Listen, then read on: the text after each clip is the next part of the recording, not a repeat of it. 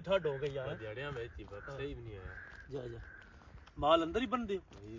बिल्कुल इंज गल माल तू पड़ा बन के जड़ियां बेच जा नहीं तू बरांडे के तरपाल पे कल ढूंढदा शानी हो लब्भी जे आहो लभ गई वो बड़ा काम होया यानी तरपाल वाला ओए काम ते करो की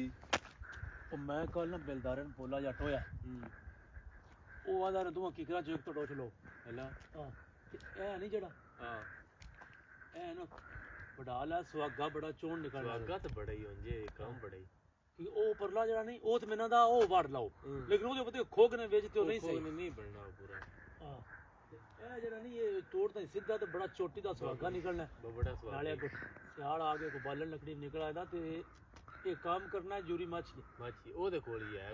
आप ना गुलिया ना जो तो वडी नहीं वडींदा साथ तो बकारे ओ लिया के ना ते ए जड़ा नहीं ये सुहागा निकल पवे अगला सारा मुल्क तरोड़ छड़े आया रगड़ रगड़ के रोडा ते केड़ा खलोन ओ मुकिया पिया ते ए इंज ये तो बिलदारन मैं क्या आंदा को नहीं अपना खोंदो साहब ये मैं ओदा मैं कर लेना ए जड़ा नहीं ये सुहागा चोण निकल होना एक डाल हो